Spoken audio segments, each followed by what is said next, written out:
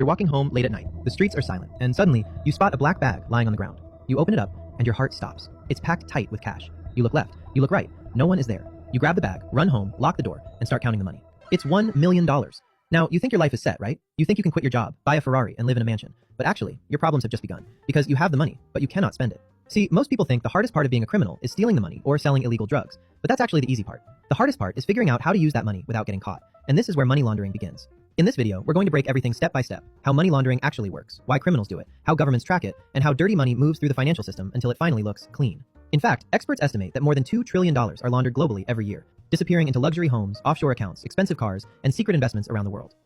Chapter 1. Why money laundering exists. The word laundering might sound funny, but this is a serious business. It's how drug lords, corrupt politicians, hackers, scammers, and even powerful corporations hide billions of dollars every single year. In the financial world, this is called dirty money.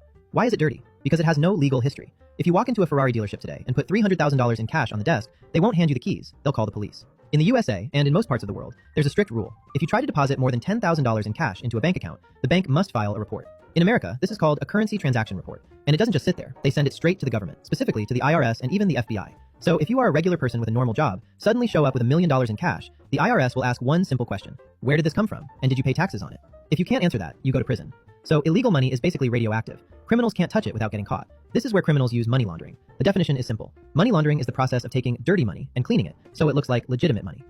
Chapter 2. Real story behind the term laundering. It goes back to the 1920s when the famous American gangster Al Capone made millions by selling illegal alcohol. He had so much cash that he literally didn't know what to do with it. So he needed businesses that handled lots of cash every single day. And one of the perfect businesses at that time was laundromats. So he bought a chain of laundromats. It was a simple business where people came in, paid some cash, and washed their clothes. Now here's the trick. Let's say 200 real customers came to the laundromat in one day, and each person paid $10 to wash clothes. So the total money collected from real customers is $2,000. That means the laundromat honestly earned $2,000 that day. But Al Capone secretly had illegal cash. He wanted to mix into the business. So instead of reporting only 200 customers, he claimed that 500 customers came that day.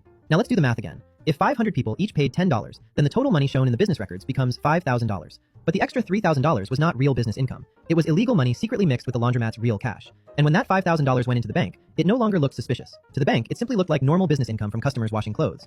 And that's how the term money laundering became famous. Although some historians also believe that, the phrase became widely popular later, especially during the 1970s Watergate scandal. But today, money laundering usually doesn't involve actual laundromats anymore. Modern criminals may use fake companies, casinos, luxury real estate, offshore bank accounts, and even cryptocurrencies. But the core idea is still the same. Take dirty money, move it through layers of transactions, and bring it back looking clean, legal, and safe to spend. Chapter 3. The process of money laundering. To clean a large amount of illegal money, criminals have to pass 3 distinct levels. They are called placement, layering, and integration. First, let's talk about placement.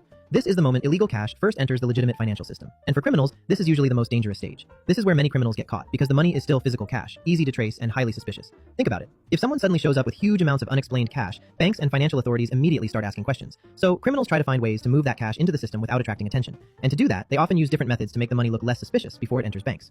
Method number 1. Smurfing. Around the world, banks follow strict rules designed to catch suspicious cash flow into the system. Every transaction has limits, and if you cross them, the bank is required to report it to the government.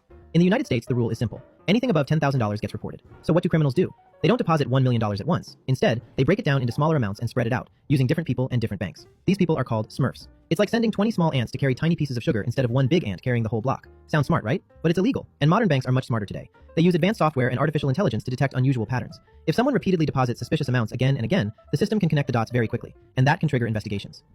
Method number 2. The cash business.